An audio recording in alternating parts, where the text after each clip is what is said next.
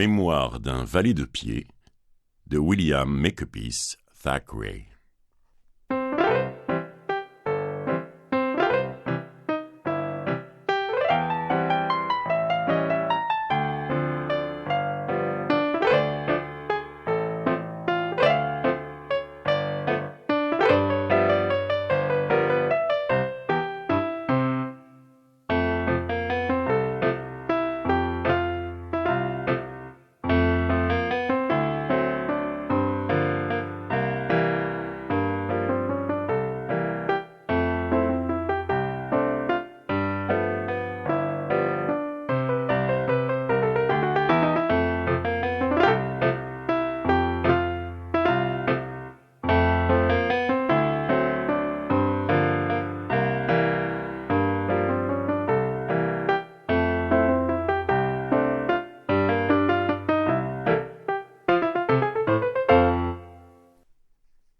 Une famille intéressante. Les mémoires sont à la mode. Pourquoi donc n'écrirais-je pas les miens ? Je possède toutes les qualités requises pour réussir dans ce genre de littérature. Une haute opinion de mon propre mérite et une bonne envie de médire du prochain. Cela dit, je commence sans autre préambule. Je me nomme John Herbert Sigismund Fitz-Roy de la Pluche. Ces noms de baptême, dont je m'enorgueillis, me furent donnés en souvenir de plusieurs gentilshommes qui avaient honoré ma mère de leur amitié. Quant à mon nom de famille, je l'ignore. Peut-être suis-je le rejeton ignoré d'une race illustre. Peut-être voyez-vous en moi le fils d'un cocher de bonne maison dont le portrait ornait la chambre à coucher de ma mère. Quoi qu'il en soit, je me console du mystère qui a présidé à ma naissance en songeant que le berceau des plus grands hommes de l'Antiquité est entouré d'une obscurité non moins profonde que celle qui couvre le mien. Tout ce que l'on sait de l'état civil du divin Platon, c'est qu'il eut un père. L'histoire ne nous apprend-elle pas aussi qu'Homère est né dans 7 villes différentes, fait bizarre qui n'empêche pas certains sceptiques d'affirmer que ce poète n'a jamais existé. Je n'ai donc pas connu l'auteur de mes jours.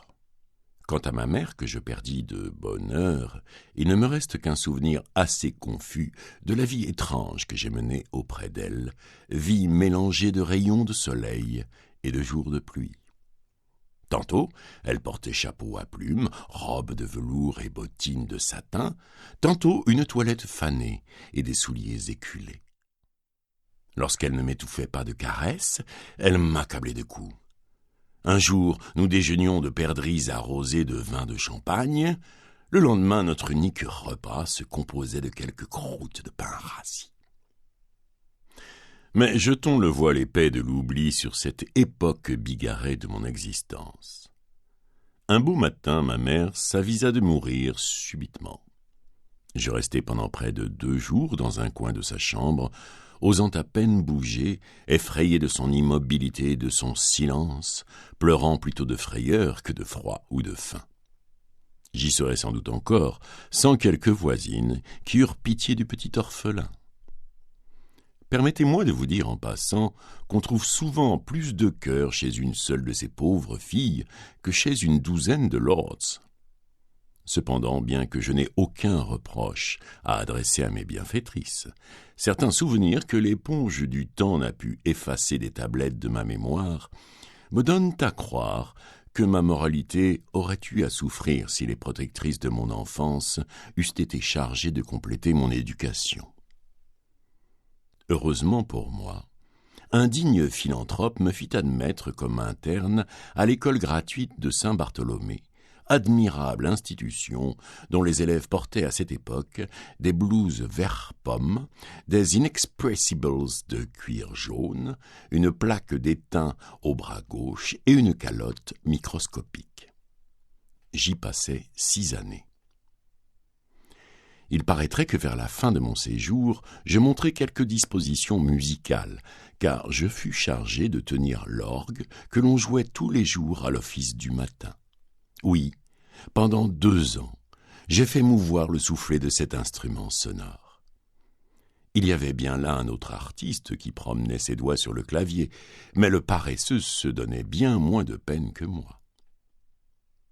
Raconterai-je les folles espiègleries de ma première jeunesse? Dirais-je les pommes dérobées à la vieille fruitière du coin ou le tabac répandu à pleine main dans les livres de notre vieux professeur? À quoi bon? Passons sous silence cette période peu intéressante de ma biographie. Je me contenterai de vous dire qu'à l'âge de 13 ans, je sortis de l'école de Saint-Bartholomé pour entrer au service d'un industriel nommé Baggs, il signait Bagot, qui fabriquait dans les environs du marché de Smithfield des pâtes d'Italie et de l'huile d'olive. Je me suis laissé dire que cet épicier frauduleux gagnait quelque chose comme 1200 francs par an, rien qu'à louer ses croisées au jour de pendaison. Ses fenêtres donnaient juste en face de la prison de Newgate, et on y pendait pas mal alors.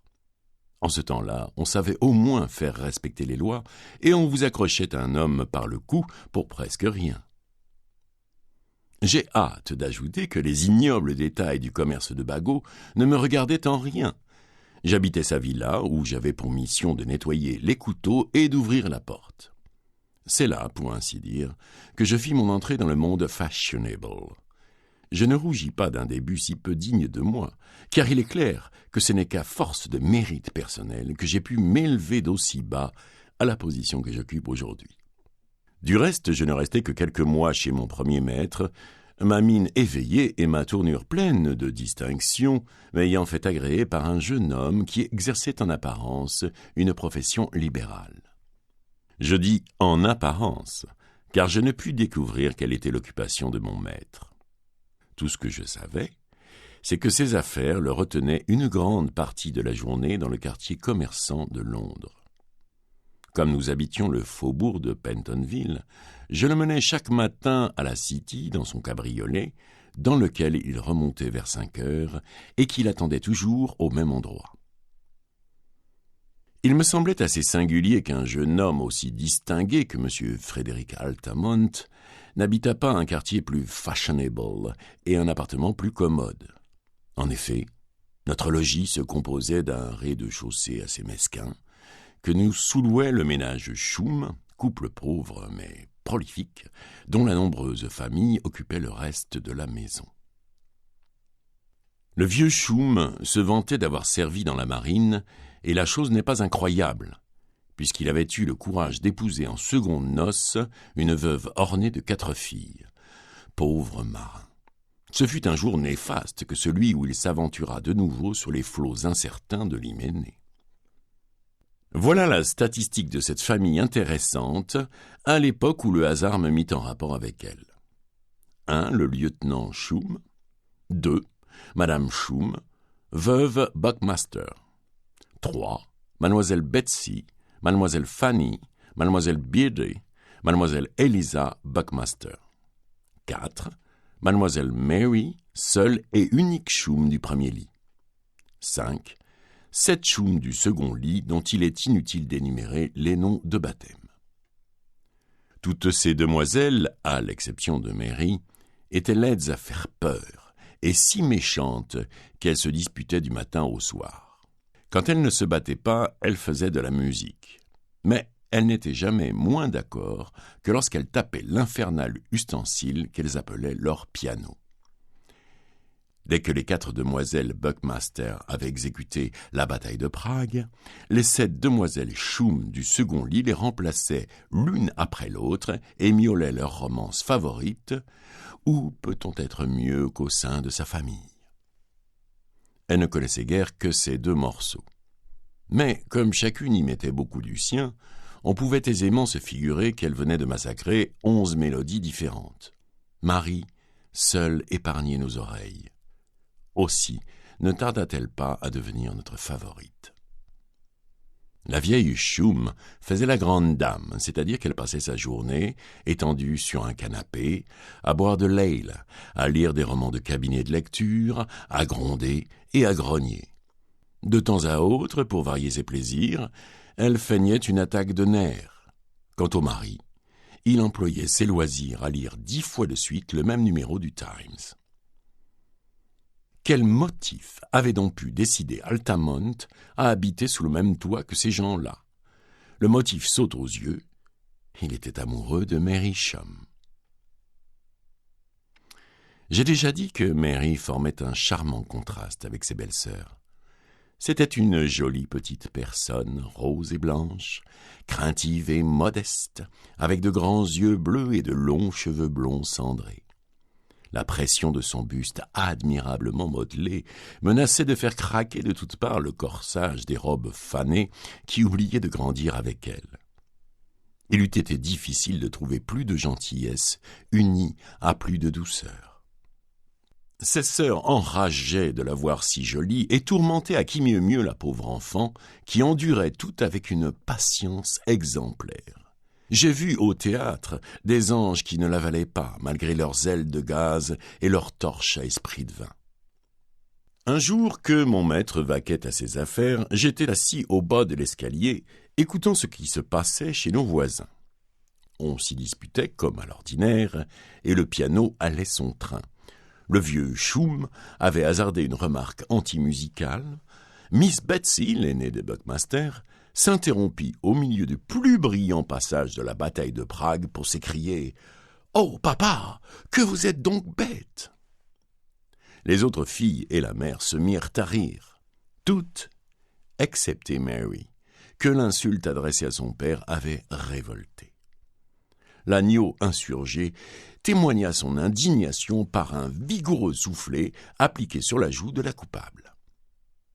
La vieille Choum poussa un mugissement, et je reconnus au craquement du plancher qu'elle venait de quitter le canapé. Je montai doucement, et m'approchant de la porte entr'ouverte, je vis les bras de la grosse marâtre qui retombaient comme les ailes d'un moulin sur les épaules de Mary.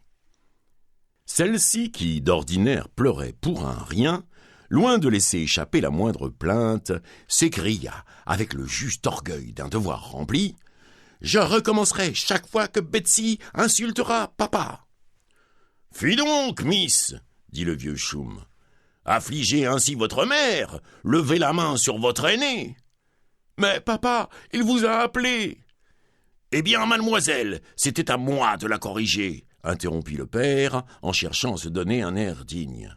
« Me corriger, je voudrais bien voir cela. » Et le nez naturellement camus de Betsy se retroussa encore davantage. Madame Choum, retombant sur le canapé comme un hippopotame essoufflé, termina la discussion en ordonnant à Mary de quitter le salon avec défense d'y reparaître de la journée. « Miss Mary, lui dis-je en la voyant sangloter de façon à compromettre son corsage, mon maître est sorti. Entrez donc chez nous.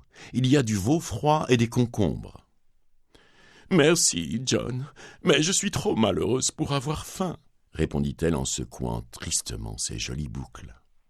Elle entra néanmoins et se jeta sur un fauteuil. Au moment où je songeais le moins à lui, Altamont parut.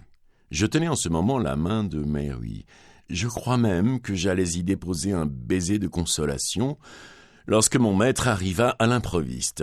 « Sortez !» me dit-il d'un ton peu rassurant.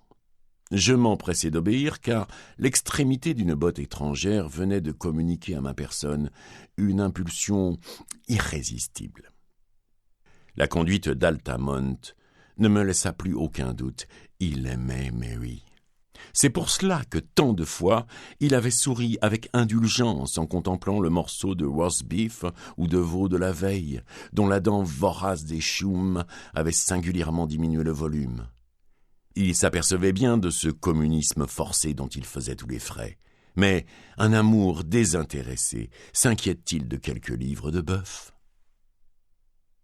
À dater de l'entrevue en question, il se montra fort attentionné pour la famille de son propriétaire. Miss Betsy encouragea ses avances et fut souvent invitée à prendre le thé chez nous. Comme les convenances lui défendaient d'y venir seule, elle se faisait accompagner par Mary, qu'elle affectait de regarder comme une enfant. Un jour, mon maître rentra un peu plus tôt que de coutume, rapportant des billets pour le théâtre de Drury Lane, où il offrit de conduire Betsy et Mary. Son dîner terminé, il m'adressa la question suivante. « John, tu n'es pas dénué d'intelligence ?» Je répondis de façon à ne pas blesser la vérité ni offenser la modestie. « Eh bien, poursuivit Altamont, il y a 2 guinées pour toi si tu exécutes adroitement mes ordres. Nous allons au spectacle. J'ai choisi exprès un jour où il pleut à verse. Tu nous attendras à la sortie avec des parapluies. Tu m'en remettras un, et de l'autre, tu abriteras Miss Betsy. Tu la feras tourner à gauche au lieu de la mener à droite, c'est-à-dire à la voiture. As-tu bien compris? Monsieur peut compter sur moi, j'aurai soin de me tromper de chemin. Le spectacle terminé, je me trouvais à mon poste. Il pleuvait toujours. Altamont parut, donnant le bras à Mary, et suivi de Betsy, qui semblait fort contrariée de cette préférence. Je remis un parapluie à mon maître, puis je jetai un grand châle sur les épaules de Betsy, sans toutefois l'étouffer complètement. Tandis que j'étais ainsi occupé, l'autre couple avait disparu dans la foule.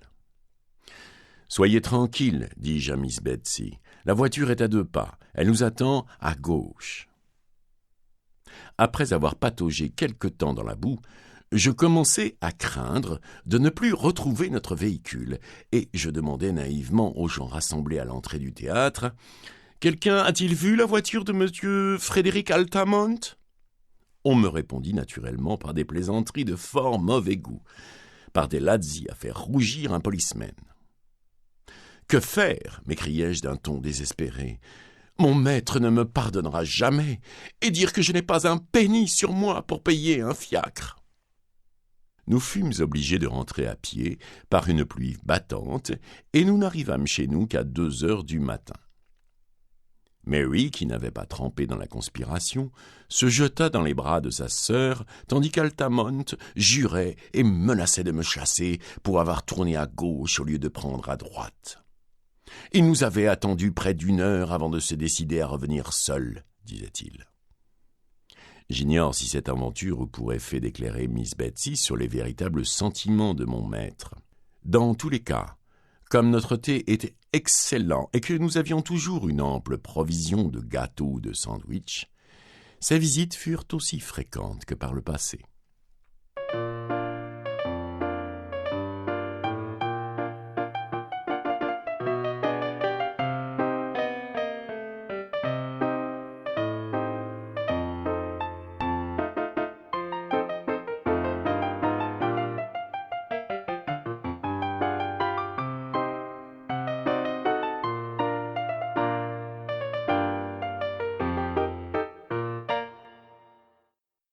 Quel est donc ce mystère? Quels sont les moyens d'existence de mon maître? Quelle est sa profession? S'il vit de ses rentes, pourquoi ses absences quotidiennes et régulières? Me demandai-je sur tous les tons. J'avais beau m'interroger, j'avais beau l'espionner, M. Frédéric Altamont restait l'homme le plus impénétrable du monde. Un matin, craignant qu'il ne s'enrhumât, je lui dis, avec ma politesse habituelle, « Il va pleuvoir aujourd'hui. Monsieur veut-il que le Tilbury aille le prendre à son bureau ?» Au lieu de me remercier de l'intérêt que je prenais à sa santé, il me pria de me mêler de mes affaires. Une autre fois, le jour même où Miss Betsy avait reçu le soufflet en question, j'entendis Mary qui demandait à mon maître « Cher Frédéric », ils en étaient déjà là, « pourquoi ce mystère? Pourquoi me cacher quelque chose ?» Qu'il vous suffise de savoir que je suis un honnête homme et que je vous aime. Un secret dont la connaissance ne servirait qu'à vous attrister doit envelopper mon existence depuis 9 heures du matin jusqu'à 6 heures du soir. Impossible d'obtenir de lui une réponse plus explicite. Au moment où j'allais me retirer, croyant la conversation terminée, l'arrivée de la vieille Choum me coupa la retraite. Avertie par une de ses filles de la rentrée d'Altamont, elle venait interrompre le tête-à-tête.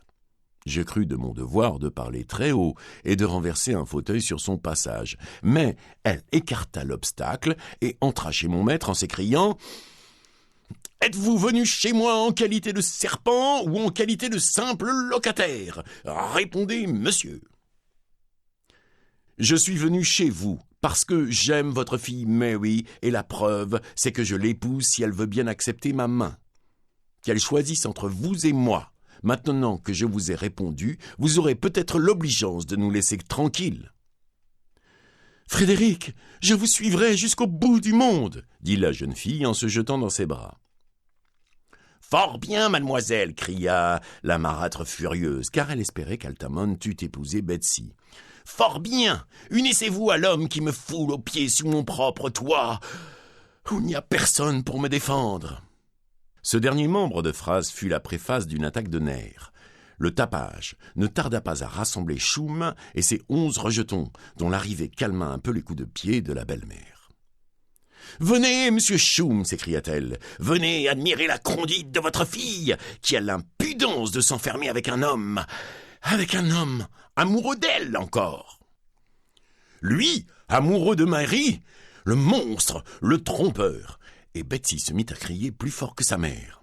« Silence !» commanda mon maître d'une voix qui domina les clameurs féminines. « Monsieur Choum, j'aime votre fille, je suis aimé d'elle, et comme mes moyens me permettent de la prendre sans dot, je vous demande sa main. »« Monsieur, » répliqua Choum en se rengorgeant, « nous allons causer de cette affaire. Mes filles, retirez-vous et donnez des soins à votre mère. » Pour la première fois de leur vie, les enfants obéirent. Il est vrai que mon maître vint en aide à l'autorité paternelle, si souvent méconnue, en les prenant par les épaules afin de les pousser dehors. La timide Mary s'était enfuie dès le commencement de l'émeute. Choum n'hésita pas à donner son consentement. Il était ravi de trouver un mari pour sa fille qu'il aimait tendrement, bien qu'il n'eût jamais eu le courage de la défendre. Mais, chose étrange, mon maître se refusa à toute espèce d'explication quant à ses moyens d'existence. « Je gagne environ 300 livres sterling par an, dit-il pour toute réponse. Marie disposera de la moitié de cette somme. Quant au reste, je me dispense de satisfaire votre curiosité. » 2 semaines plus tard, Frédéric Altamont épousait Miss Mary Choum. Nous allâmes habiter une jolie petite maison que mon maître avait achetée dans le faubourg d'Islington. Le mystérieux époux continuait à visiter chaque matin le quartier commerçant de Londres, où il restait jusqu'à 6 heures du soir. Que diable pouvait-il y faire ?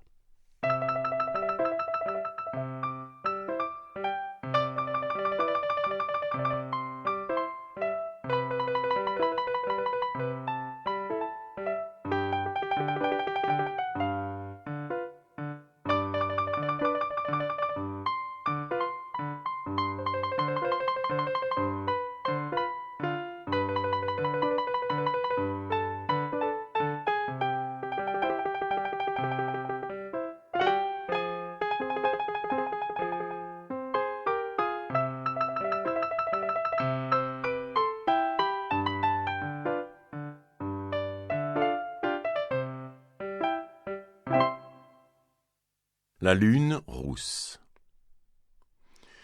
Une félicité parfaite semblait devoir planer sur notre jeune ménage. Cependant, 2 mois à peine s'étaient écoulés que déjà nous subissions l'odieuse influence de la lune rousse. De rose et rieuse, Madame Altamont devint tout à coup pâle et morose. Miss Betsy, qui n'avait rien oublié, détestait cordialement les nouveaux mariés et cherchait à troubler leur bonheur en inspirant à ma maîtresse une foule de mauvaises pensées. La vieille Choum l'aidait de son mieux. Il va sans dire qu'il nous arriva bientôt un amour de petit enfant. Mary n'en fut pas plus gaie. Au contraire, elle se livrait à des accès de tristesse que rien ne pouvait dissiper. Elle passait des journées entières devant le berceau du chérubin endormi, lui adressant des discours auxquels il ne comprenait rien. « Mon enfant, mon pauvre enfant, disait-elle, ton père me trompe. Il a des secrets pour moi. Que deviendras-tu lorsque ta mère aura succombé sous le poids du malheur ?» Tout cela était du cru de la vieille Choum et de Miss Betsy. Altamont avait fini par leur défendre de mettre les pieds chez lui, mais elle venait en cachette, tandis qu'il vaquait à ses mystérieuses affaires. Depuis notre accouchement, leur visite était même devenue plus fréquente que jamais. Un matin que Madame Altamont pleurait selon son habitude et que ses aimables parents la consolaient à leur façon, c'est-à-dire en la faisant pleurer davantage, j'entendis « Mais pourquoi ne reproduirais-je pas cette scène telle que je l'écrivis à l'époque où j'avais l'intention de faire un drame domestique de l'histoire que je raconte ?» Personnage, Madame Choum, berçant un enfant en bas âge, Mary, assise à la croisée, Betsy, au fond, mangeant n'importe quoi, moi, derrière la porte. La scène se passe à Islington, près de Londres. Le théâtre représente une chambre à coucher bourgeoise. Madame Choum.